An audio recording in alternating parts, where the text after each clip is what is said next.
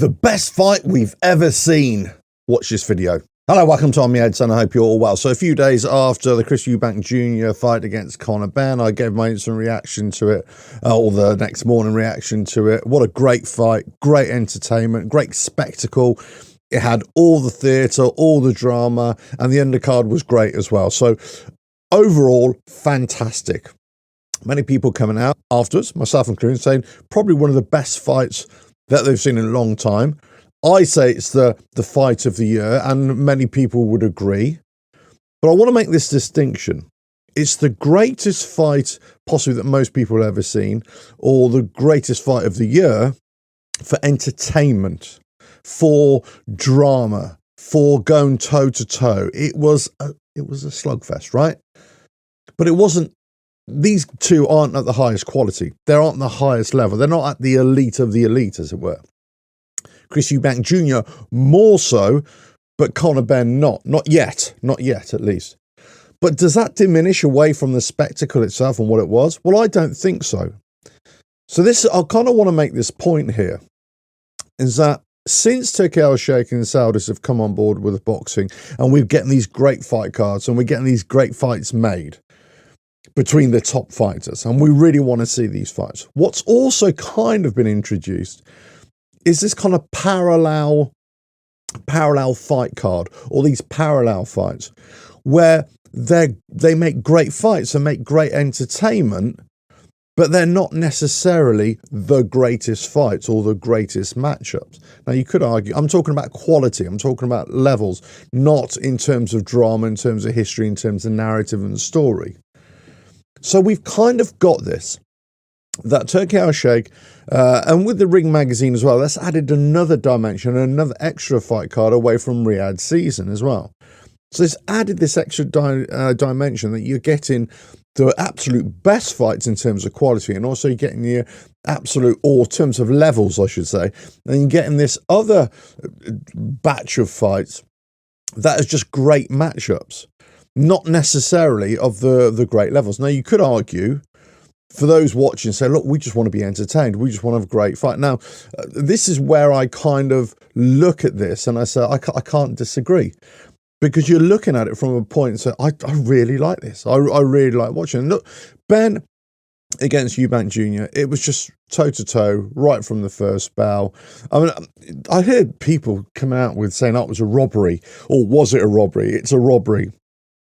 I don't know what the hell they're looking at, because it's not a robbery. Okay, it was a very close fight. I thought the individual rounds were very close, and I think Benn made a fantastic show of himself.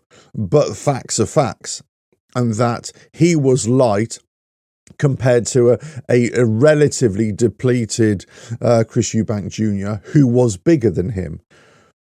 Benn was hitting him with all his best shots, and he certainly rattled Chris Eubank Jr., but he was able to withstand that. And then his experience just showed him through that fight. And the better man won on on the night. He won rounds. He won more rounds. Now, was it a lot of people saying about the scorecard? Was it that wide? Well, we can always have this debate. So many fights. Was it that wide?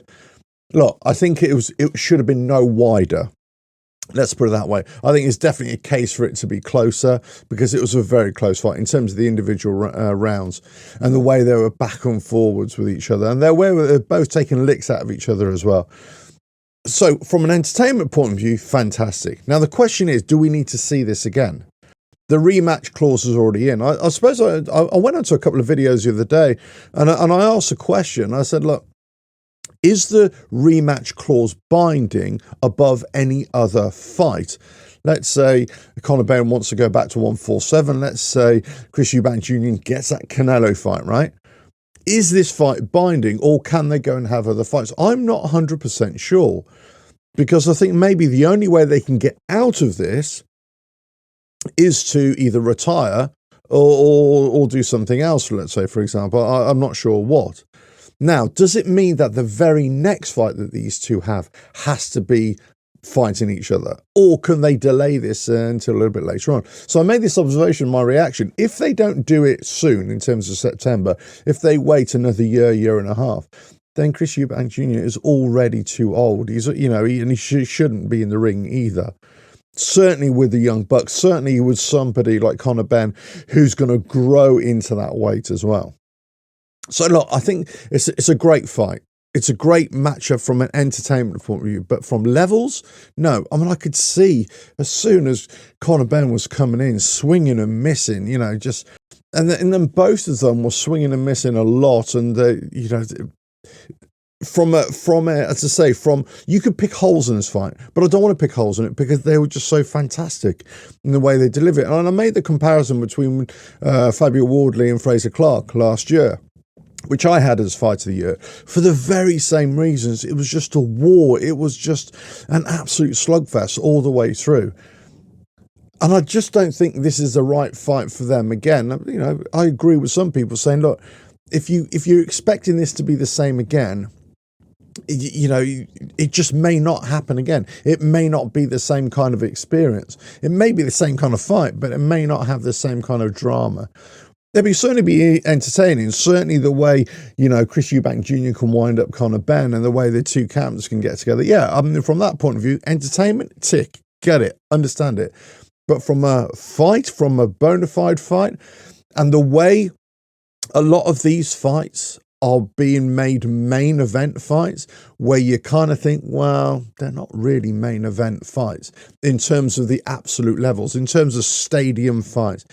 The week before we had Ben Whittaker against Liam Cameron main eventing, and I just thought this is a low level British fight, and it's main eventing, and you're thinking this is not, they're overhyping fights just to get these fights made, and to make fight cards. And I get it, it's entertaining, don't get me wrong, but there's a difference, and this is why I'm kind of honed in on these two parallel tracks now. You've got bona fide high-level fights being made, which is fantastic, but we've also got these overhyped fights that are not really worthy of main events, but they make great entertainment, for example. And some fights are just made main events, and you kind of think, are they really main events? You know what I mean? And if we come to this coming weekend, another fantastic weekend of boxing. And this week has been a week of boxing, right? So we had last weekend, Chris Eubank Jr. against Conor Benn. The week before, Ben Whittaker, Liam Cameron. Yeah, okay, fine. Say what you say about that. Great undercard on the Ben Eubank Jr. undercard. Vidal Riley, big shout out to him as well. And to Chris Billam-Smith, I thought great as well. Yeah, Liam Smith, it is what it is, but great display from McKenna. And Anthony Yard, I was a bit disappointed. I've got to say, Lyndon Arthur, I thought, did really, really well in there. But this coming weekend, we've got the Times Square card. It's different, isn't it? It's different, but it's going to be, hopefully, some great fights. The day after, you got the Canelo Skull fight. That's going to be fantastic as well. A fantastic spectacle. These are going to be fantastic spectacles, fantastic events. But will they necessarily be great fights? Well, we don't know. We certainly don't know. But then we add into this Usyk against Daniel Dubois 2, which is going to happen in July. This is a Frank Warren promotion, but I think they've pulled away from Riyadh Season on this, haven't they? They might be sponsored from them, but I think they're making this by themselves. They're not making it with Turkey Al Sheikh, which I kind of read between the lines there. I think something's gone on here.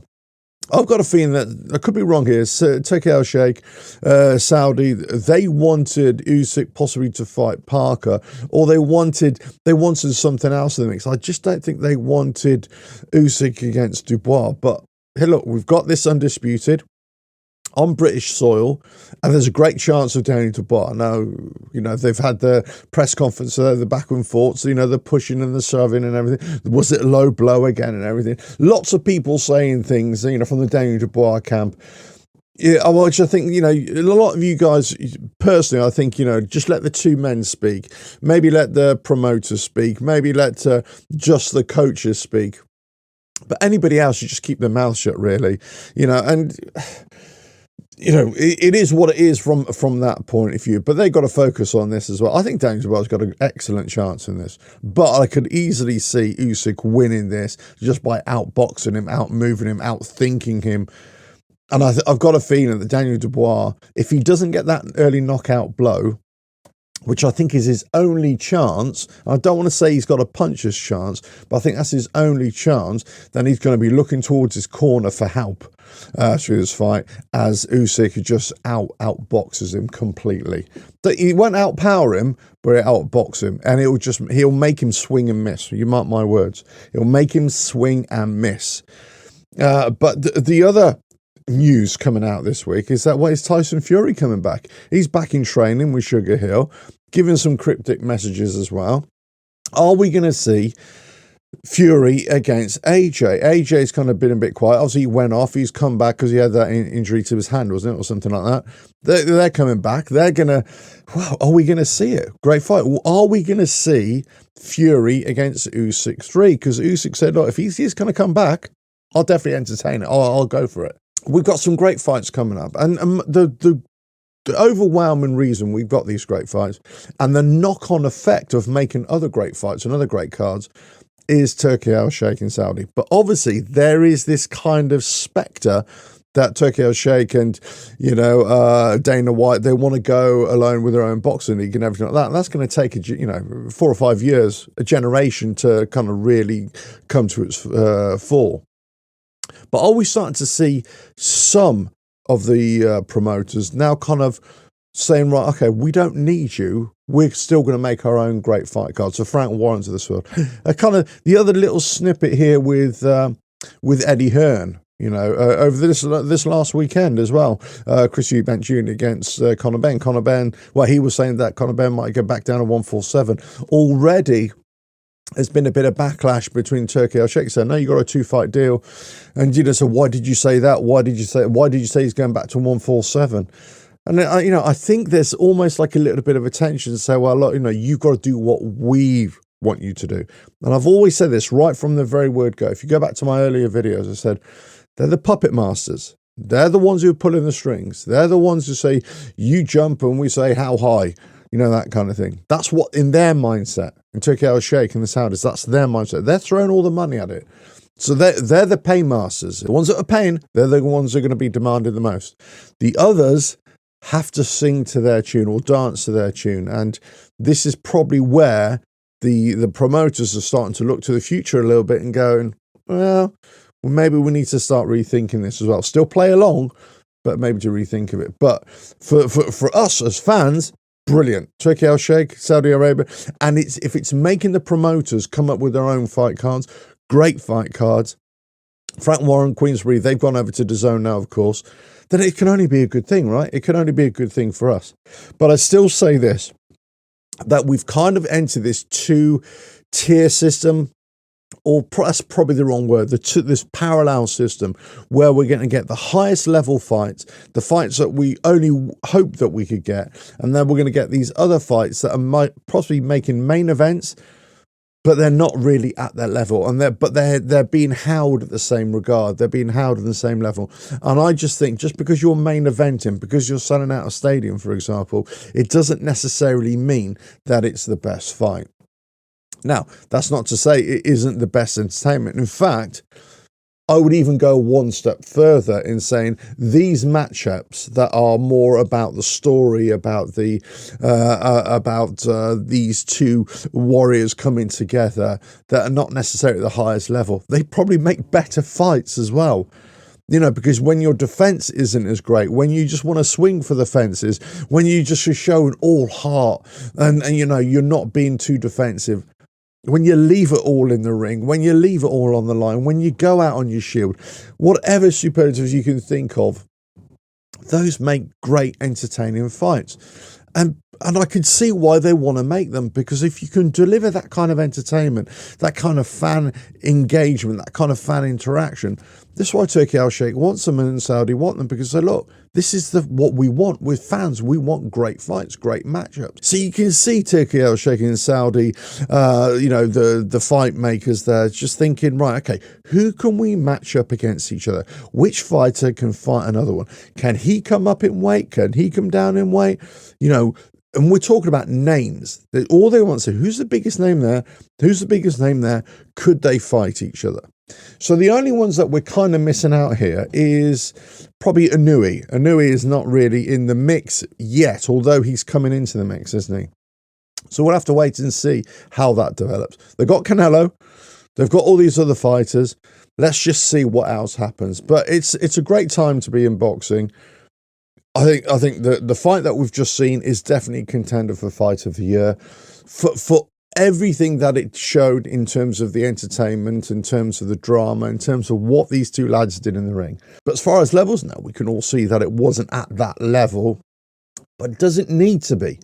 That's the thing. Does it actually need to be? And I'm not so sure it does sometimes. I think it just needs to have entertainment to capture the imagination, to grow this sport, or to bring boxing into the wider consciousness.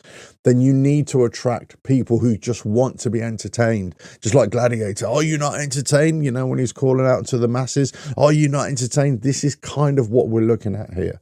Let's know your thoughts in the comments below. But hey, Tyson Fury, he could be coming back. Do you want to see the AJ fight, or should Tyson Fury fight somebody else?